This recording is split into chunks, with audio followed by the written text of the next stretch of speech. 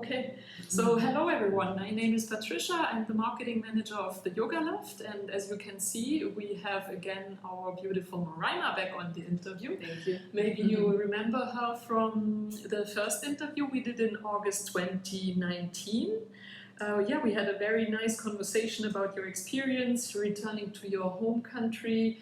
Back then you were our resident yoga teacher at the Yoga Loft, and we've been talking about how does it feel to come back, also with all the discussion of how you felt as a black woman, a woman of color in New York, how difficult it was, and then coming back here.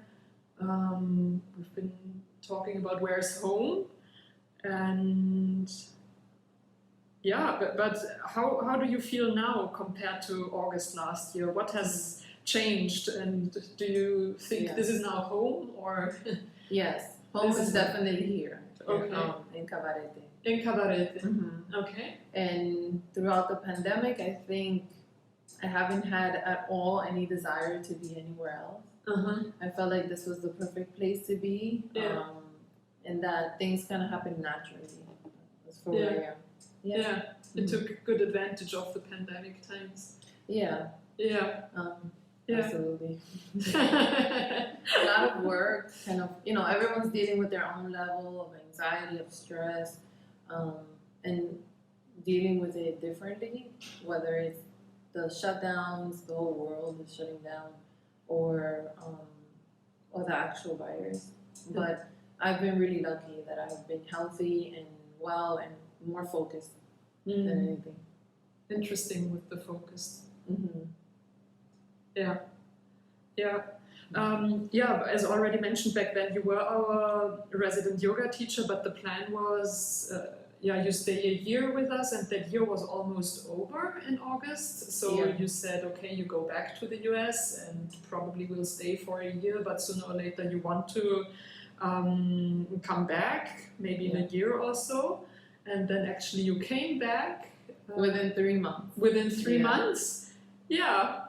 And started a new role at our sister Taino farm. And then COVID-19 happened. Now that we have a little bit of distance to the pandemic and how it all started, how did you perceive the beginning of the pandemic? Looking back with the knowledge you have now, I don't know if that's easy. I didn't think it would be this long.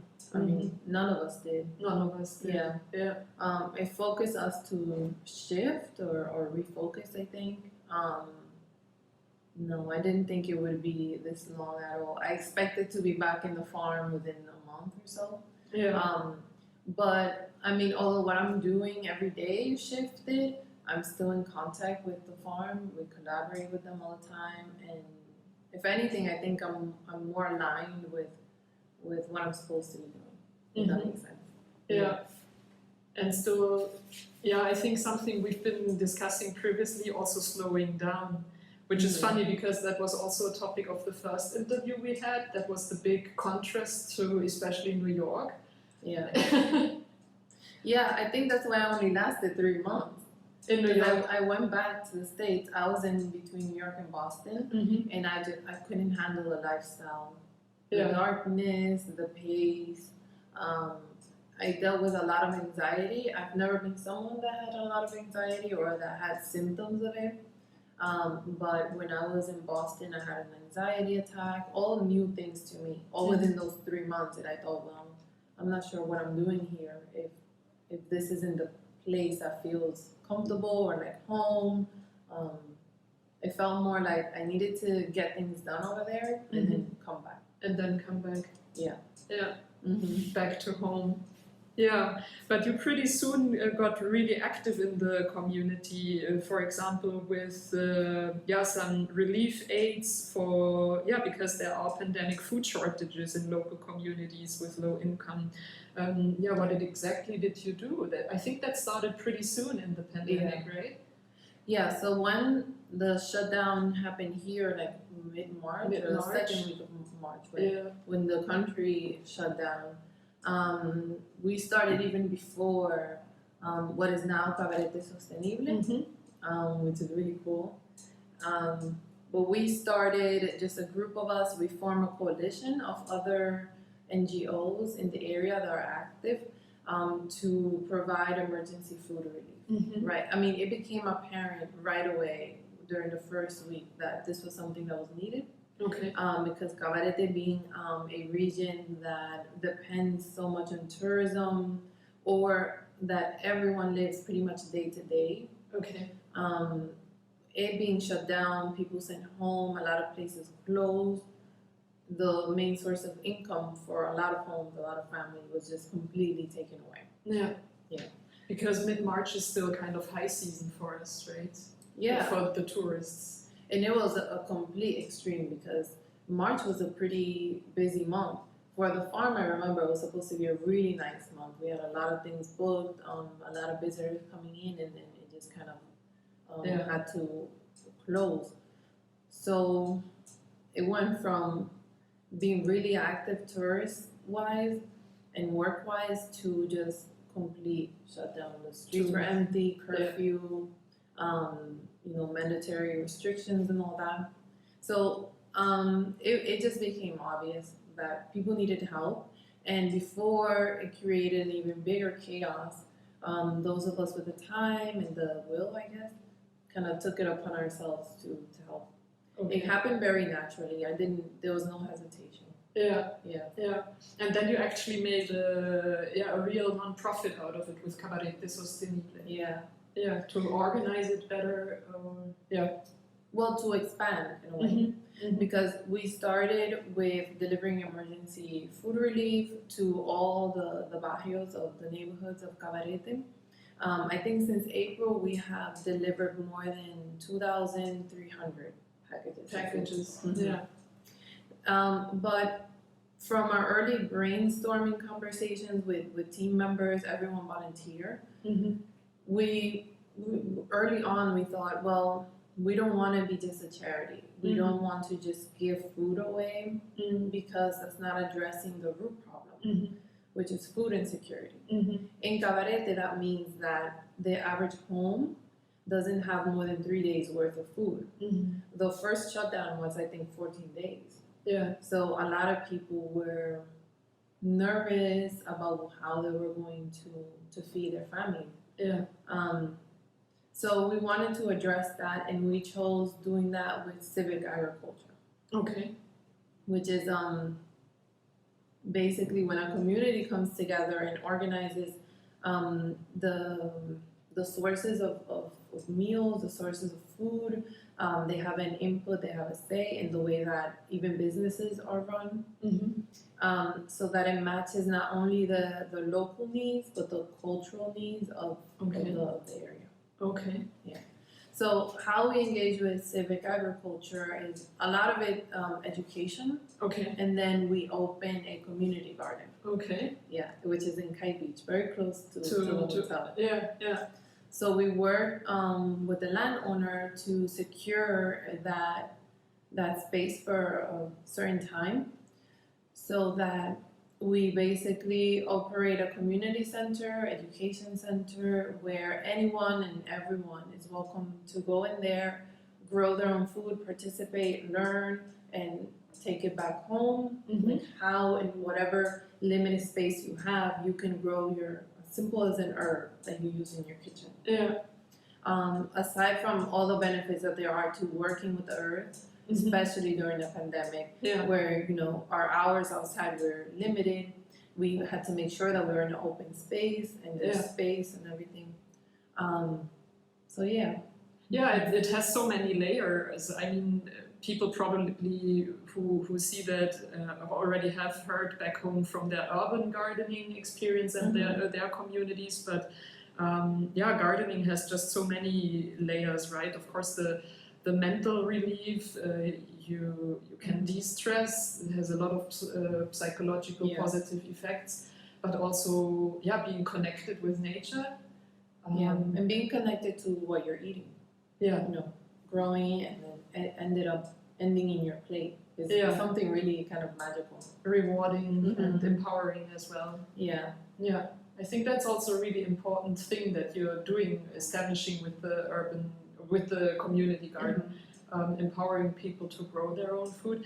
It's kind of bizarre a little bit because I think one friend of us, Richard from the Go-Kite School, if you remember that, he was like, Patricia, you have to understand, it's really impossible to starve in that country.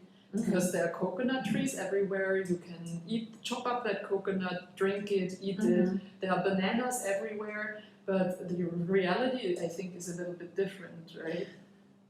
Yeah, and there is also a lot of knowledge out there. It's a very rich country in terms of things that grow here.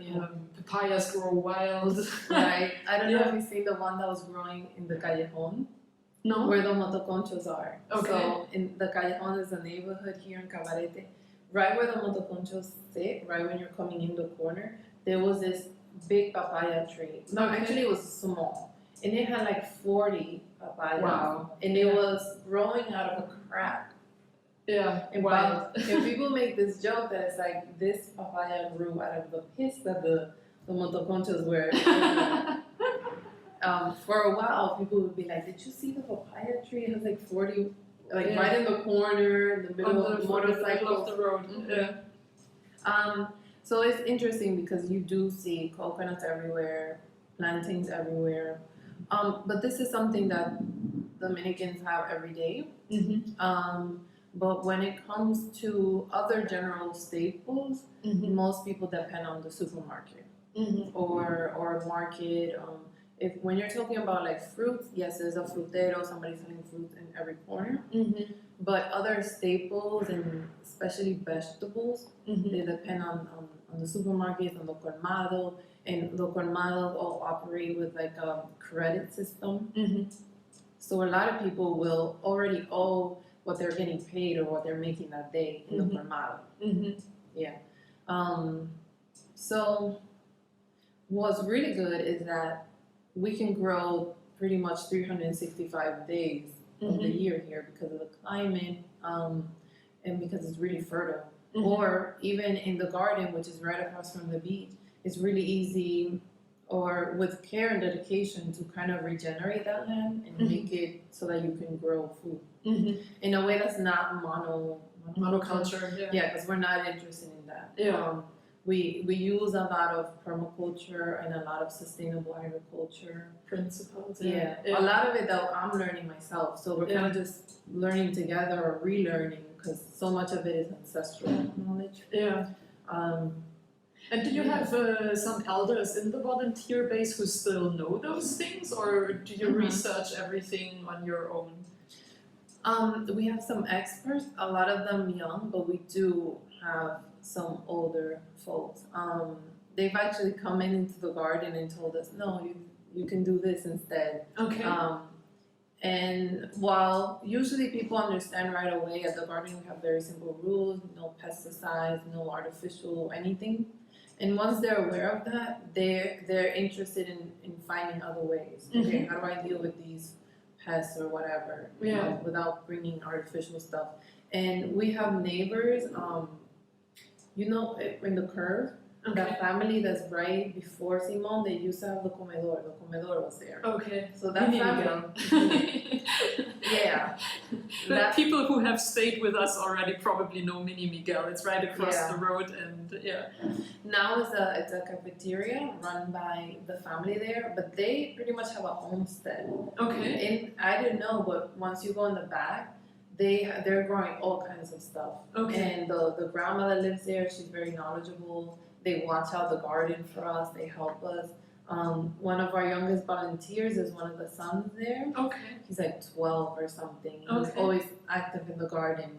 Nice. So the knowledge is there. Yeah. The interest is there. We just have to spread it and make it more cool. Yeah, even cooler. Yeah.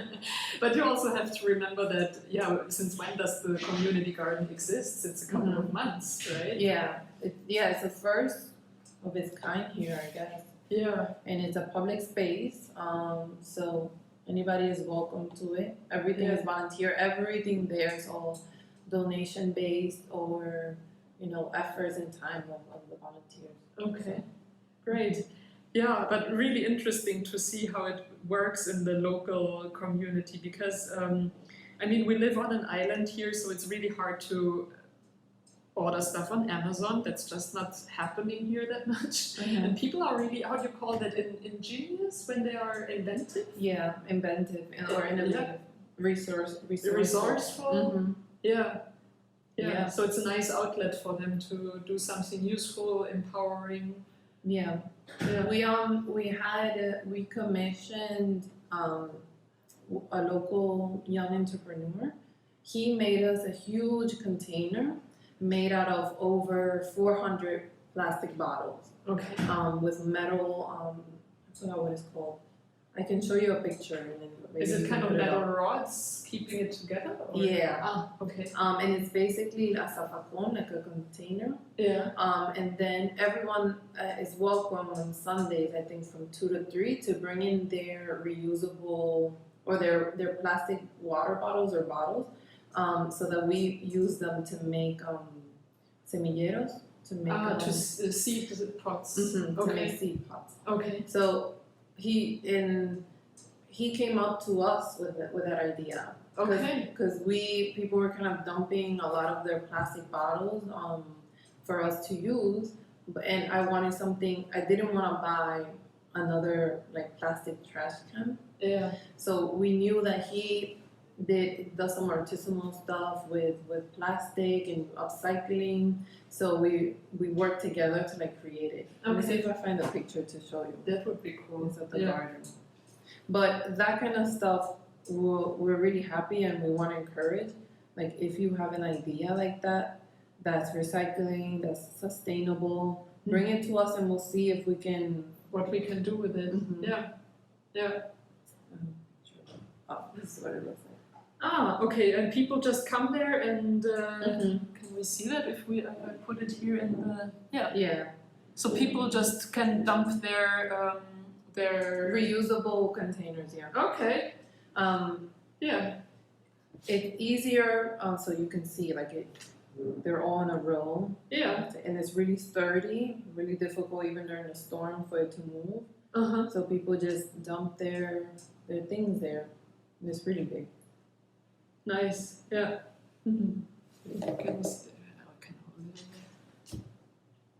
Yeah. So when people give us their water bottles, we prepare them. So we put holes, we cut the top, and there you can plant, seed, spinach or whatever. Yeah, and then propagate it once it's ready. Do you order seeds, or are you already ready to have your own? We do not order seeds. What we've done is we created like a small seed bank. Okay. All donations too. So Okay. people bring them in, and then we keep track of it. We've had a few donated, but we haven't had the need to buy anything yet. Nice. Yeah. And all local things, plants that anyway would grow here and maybe are forgotten or not so known. Exactly. We were really lucky that when we showed up at the garden, some things were already growing. Okay. There was a lot of coconuts already. There was some ban. Okay. So. Yeah, that's also something that grows here, but people don't know what to do with it, I guess. No, and it's really good. So what we want to do is offer like workshops or when we do activities at the garden, if we offer lunch, for example, using those things in a way that they'll be like, oh, I can do this. This grows in my backyard, Yeah, that's also something we've discussed already in our interview last year, August, that, the property has that huge starfruit tree, but few tourists were grabbing them to eat them, a few guests had them, but most of them, just went to waste. So what we did during the food distribution, working with Aino Farm, we would order some items for them to add to the packaging, and then they would give us their desechos, or basically what wasn't pretty enough for the supermarket, but still good, very good. Will last like a week or more. And they gave us a lot of their starfruit. So we included in the packaging because that has so much vitamin C and antioxidants, and we want to provide that, especially given that COVID attacks your immune system. And what we did was we added like a little recipe on what you can do with carambola, with starfruit. So people appreciate it. Yeah. Okay. Yeah, we've gotten pretty good feedback, and And the knowledge is there, right? You just need to make it re-accessible again. Instead of, I think during the pandemic, a lot of us with the stress, we forgot, and we just needed a gentle reminder that we have the tools to get through this, especially when we work together. What is interesting, I mean, that community garden, you will maintain it even when the pandemic is over, or do you think? I think the need became apparent during the pandemic, but nevertheless, it also would have been a cool thing to have it earlier. Or what do you think? I think it happened when it needed to happen. Okay. Of course, it would have been nice to have it earlier because food sovereignty and food insecurity is tied to land access, and a lot of people that live in Cabarete, they're living in neighborhoods where they're stacked on top of each other. They don't have room or they don't have access to land. And for you to grow your own food in the way that we could all be doing, you need some space. Which is why we're doing some urban gardening stuff, so that no matter what space you have, you can do something, and we can provide you the tools. But we definitely want to continue it because what we want to do is be ready for the next crisis. It can be a pandemic, it can be a hurricane, it can be flood. And once we get rid of food insecurity, then maybe there's no need. Maybe we can dissolve Cabarete Sostenible because Cabarete is sustainable. It's sustainable. And just, right? But for now, we want to guide the development of Cabarete, and especially I'm particularly interested in holding those with power accountable, so that we can all move to a more balanced and even playing field.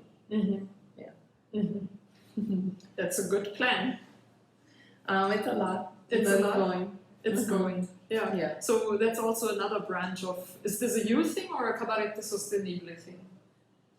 Both. Both. Okay. Yeah. I think as long as I'm there, I'll push for it. Yeah. So it's not only a feel good project with empowering the local community. There are many layers. Yeah. I mean, for me, as long as we are working in a way that's truly inclusive of the community, it's always, of course, it's always going to feel good, but that can never be the forefront.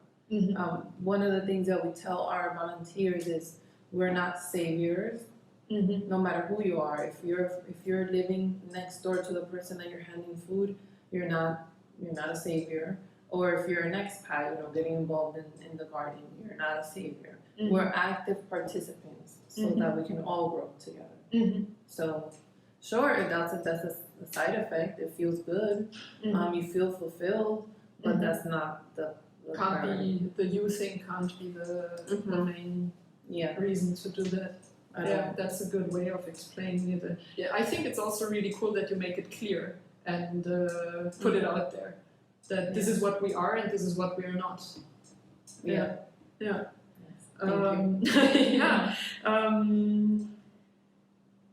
We've been talking a lot already about it. Maybe let's just sum it up a little bit where we are, because I just tried to catch up with my questions. So we discussed how it started, that it happened all pretty natural because the need was there, and then you pretty soon discovered that there's a need for the next steps with food insecurities and connecting people back to their roots and empowering to grow their own things. I find it really still so interesting that the knowledge is there. Some of them are really, even young people know so much, and then again, they don't know what to do. They don't know what to do with this. Well, I'm sure there's a lot of distractions. A lot of things telling us that we don't know, that we need this, we need that. But we just need gentle reminders, like, no, you're enough the way you are, or the information is there, or you can go and look towards your family or your friends or us, whatever it is, for the resources or the tools. I think that was also maybe a global thing that everybody had during the pandemic, that everybody realized, well, I had so many big plans for 2020, and now I'm just so grateful and realize with what I have already, these reminders. Yeah, exactly. What are the challenges with Cabarete Sostenible? Well, because we are volunteer-based, there's a lot of up and down in terms of participation. Okay. For the most part, though, we are very steady. Okay. We've had, I think, over 100 volunteers sign up on our website, and I think over 80% of them have participated in one way or another. Wow. So it's really nice. That's really nice. And what I'm really proud of, too, is that at the garden, I think over 65% of the volunteers are women. Okay. So we're providing a safe space, I hope so, where, you know, we can do something that's healthy and safe and provide, you know, something good. A safe environment, a nurturing environment. Yeah. Yeah. And then also, well, I think the reason why we had to make things clear about who we are and what we're not is because very early on, and still we've dealt with people that are very ego-based, and that I've had to step back because they're forgetting what the point is, what the purpose is, which is to feed people. Yeah. We're not interested in highlighting individuals who are working with us or making it about one person or about one thing, and we're definitely against any type of poverty porn, highlighting the poverty of the people we're helping. Yeah. So we've had to deal with that very early on, and we're still dealing with it. Yeah. So I think people that may come with what appears like good intentions, but the minute that you're not worshiping them or admiring what they're doing, liking their Instagram posts, they just did about the community garden. And I was like, I'm sorry, this is not about you, and it will continue without you. So, but I think that's normal stuff. And also a lack of education, maybe, or manners, or lack of. I think it's willful ignorance. Okay. Because the education is there. Okay. Yeah. But people will tell whatever they need to tell themselves to do what they do. So So normal you're dealing stuff. with it. It's an interesting and difficult topic, and it's good that you raise awareness for this, that this is happening and that it is a challenge and that you're not tolerating it.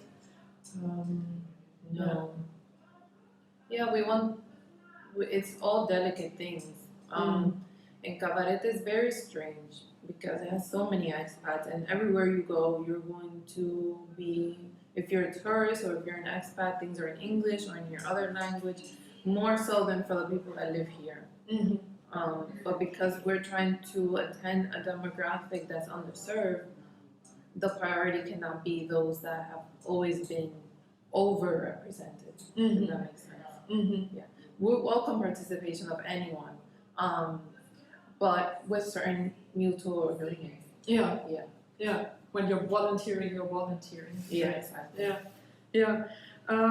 So where do you already see, especially of the community garden, do you see the impacts already? And also with maybe we make it a two-question thing out of it. Where do you see the impact Cabarete Sostenible has with the food relief, with the community garden? Well, we've had really good feedback on the actual food that we're giving. Okay.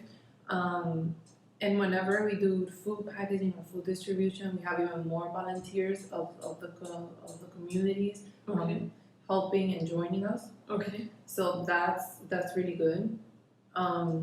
And I know that we're having an impact with what we're giving. That's pretty obvious. With the garden, it's really nice that over time we've had more and more people from the neighborhoods come in. Okay. We've done a lot of outreach and even in the street. So we've had some people slowly trickling in, and we know that we're dealing with changing or shifting certain, assumptions or cultural things. So we've had a lot of patience, and we're going to continue. Yeah. But we've seen some older women bringing their children. It's really nice when we have parents bringing their children or bringing their pets, because everyone's really welcome. And I think that's an impact we've had. When we did the Festival de las Máscaras, which happened last October, it was a big fundraising event with different layers. At the actual fundraising event, we had a lot of people come up to us and say thank you, because we haven't done anything in 8 months, and this was a really safe place, and it was open, and we were, cautious, and it was a good environment. A good vibe. Yeah. Yeah. Nice. Very rewarding. Yeah. Yeah. Well, we want to make sure that people are with us, because otherwise we're not going to be doing things into a void, Yeah. And what makes it fun for you or interesting for you personally? For me, it's really healing. Okay. Because I've been someone, as you know, I have strong opinions, and I'm not really reserved about them. But now I feel that I can take those and turn it into more actionable things. Okay. Or at least, I can't address all the problems or injustices in the world, but I can do my part. And now that I'm doing this, I don't think I could do anything else. I think that I will always have to dedicate myself to something that's chipping away at, things that need to be solved or need to be addressed. That need to be addressed and where you have an actual impact. Interesting, that healing aspect for you. Yeah. But we hope that you will never. I mean, of course, I want for you to personally heal, but it would be cool if you could keep up that momentum. I think that's needed. Yeah. Yeah. No, for sure. Yeah. I mean, we're all doing some kind of healing, and I think that's an ongoing process, probably until we die, because there's just so much coming at us in different ways. Yeah, life happening. Exactly. One way or the other. It's also a very yogic topic, this healing journey. Yeah, for sure. That would already be my next question. How do you live your yoga right now? Because back then you were our yoga teacher. Are you still teaching, or how do you live yoga? I'm not teaching at the moment. I miss it desperately. I miss that part of teaching, the physical part. I think I was telling you that very early on in the pandemic, I was getting up every day, and I was doing my Ashtanga, I was doing everything. And then slowly, as things started to get more stressful and more work, I sort of stopped. And then I had an injury on my left hip and on my left side.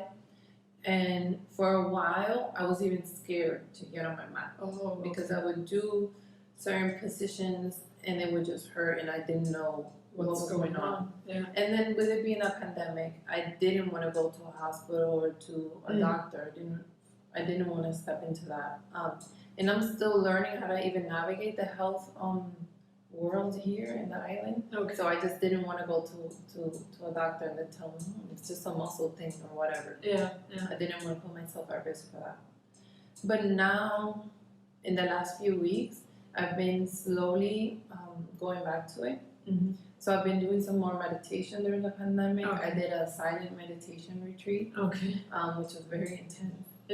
But in terms of my physical part, the meditation actually made the injury worse. Because you're sitting a lot. So it's been hard to balance. But slowly I'm getting back into my physical practice. I think the teachings of yoga every day. I'm practicing, right?